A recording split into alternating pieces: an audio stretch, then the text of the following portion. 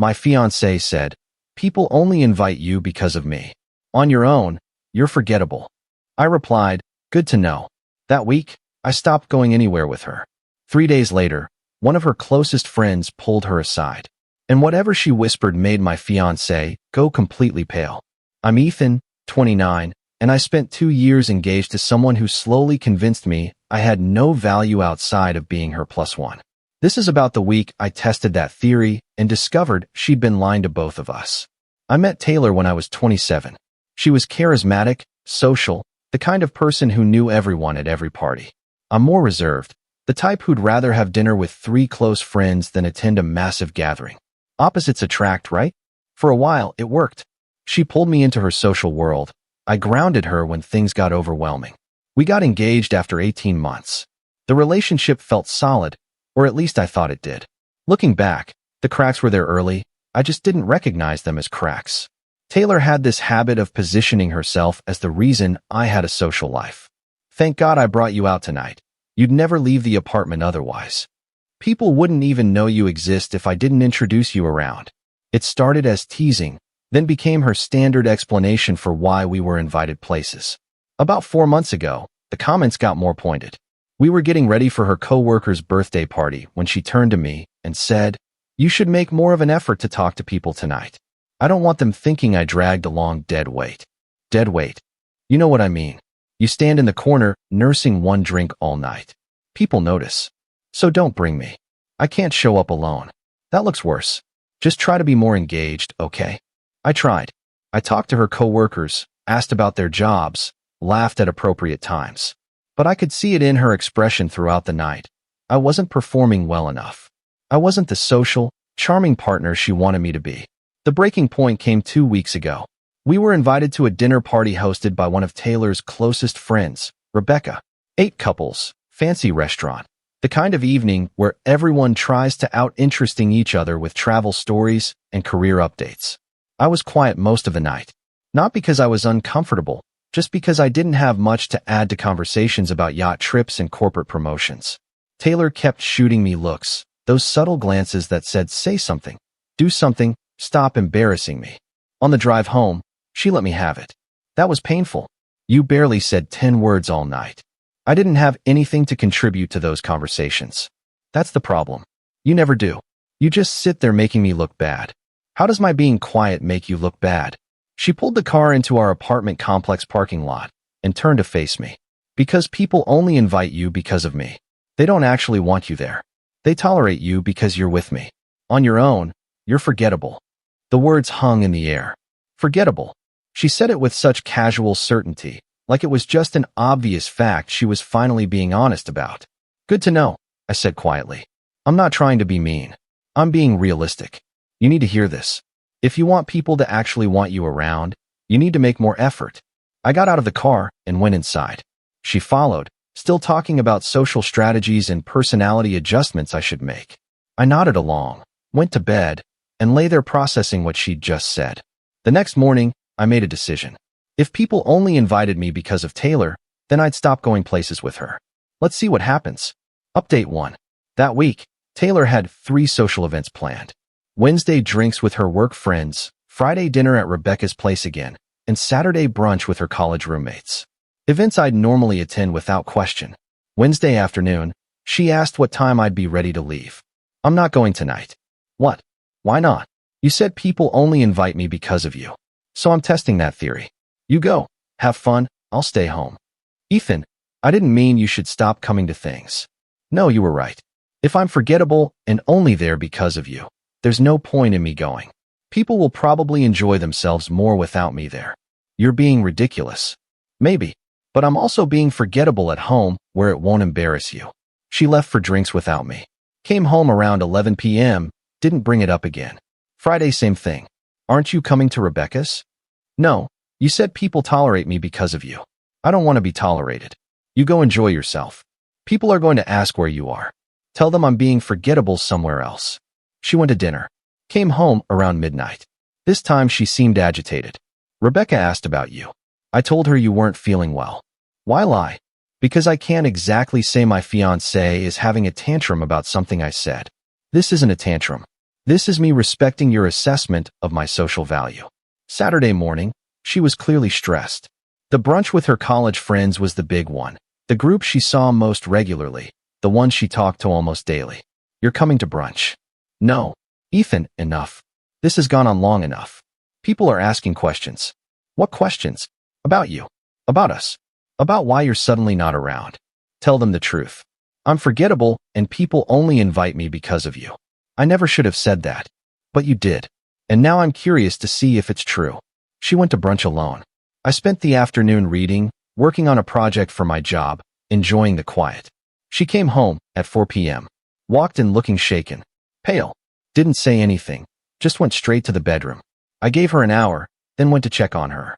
She was sitting on the bed staring at nothing. What happened? Nothing. Taylor, you look like someone died. What happened at brunch? She looked up at me, and I saw something I'd never seen in her eyes before. Genuine uncertainty. Jen pulled me aside after brunch. Asked why you weren't coming to things anymore. I told her you were busy with work. She said that was bullshit. Okay.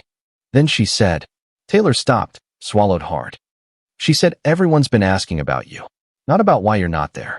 About you specifically. They miss you. I sat down. What? Jen said people like you. That you're one of the few people at these gatherings who actually listens when they talk. Who remembers details about their lives. Who doesn't try to one-up everyone's stories. And she asked if I'd been making you feel unwelcome. If I'd said something that made you stop coming. The room was very quiet. What did you tell her? I lied. Said you were just stressed about work. But she didn't believe me. She said if I was making you feel like you didn't belong, I was making a huge mistake. Why would that be a mistake? Taylor's voice cracked slightly. Because apparently people have been complaining to each other about how I dominate conversations. How I make everything about me. How they're glad when you're around because you balance me out.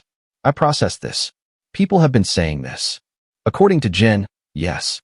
For months. They just never said it to me directly. So when you said people only invite me because of you, I was wrong. I was completely wrong. They invite me because I'm your girlfriend. You're the one they actually want there. Update 2. The next few days were tense. Taylor tried to act like everything was normal, but I could see her processing the revelation. The foundation of her self-image had cracked.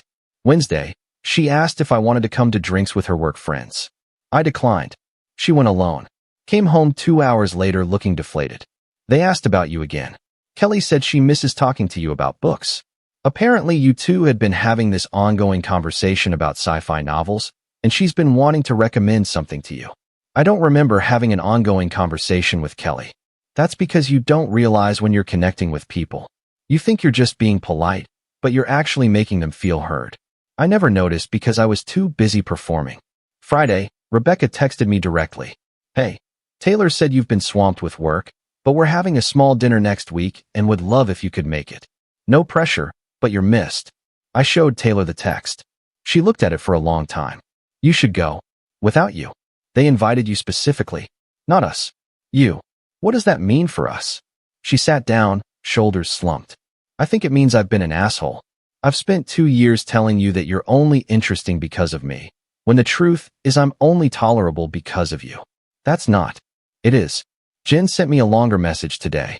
Want to read it? She handed me her phone. The message was brutal. Jen laid out months of observations. How Taylor talked over people. How she steered every conversation back to herself. How she dismissed other people's stories as less interesting than hers. And then the kicker. The only time you're actually bearable is when Ethan's there. He softens you. Makes you listen. When he's not around, you're exhausting. I handed the phone back. That's harsh. That's honest. And I've been doing the same thing to you. Telling you you're forgettable when really I was terrified that people might like you more than me. Taylor, I need to figure some things out. About myself. About how I treat people. About how I've been treating you. Final update. We didn't break up immediately. Taylor started therapy, working through her need to be the center of attention, her insecurity masked as confidence. I started going to social events again, but setting clearer boundaries about how she spoke to me in public and private. But 3 months later, we both realized the damage was too deep. She'd spent 2 years convincing me I had no social value, and I'd internalized that. Even with her apologies and changed behavior, I couldn't unhear, "You're forgettable." And she couldn't handle that the social circle she thought she'd built actually preferred my company to hers. We called off the engagement in March.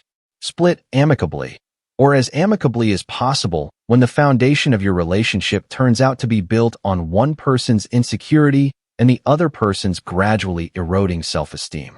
The ironic thing? After we split, I kept getting invited to things.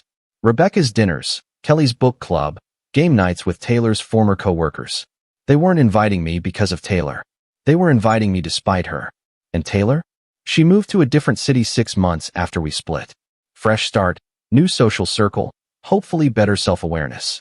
I genuinely hope she figured out how to be the charismatic person she always thought she was without needing to tear down the people around her to feel elevated. As for me, I learned that forgettable was never the right word. I'm not loud or flashy or the life of the party, but I'm someone people want around because I make them feel heard. That's not forgettable. That's just a different kind of memorable. The moment Jen whispered whatever she whispered to Taylor at that brunch, the moment Taylor went pale and realized her entire social perception was inverted from reality, that was the beginning of the end. Not because I wanted revenge or vindication, but because we both finally saw our relationship clearly. She'd built her identity on being the reason I had a social life. When that turned out to be false, she had to confront who she actually was. And I had to confront that I'd spent 2 years accepting someone's diminishment of me as truth. We were both wrong about a lot of things. But she was most wrong about me being forgettable. The 3 days it took for her friends to notice my absence and start asking questions proved that. Sometimes the cruelest thing someone can do is convince you that you don't matter. And sometimes the kindest thing you can do for yourself is test whether that's actually true. Edit. People keep asking what Jen specifically whispered to Taylor.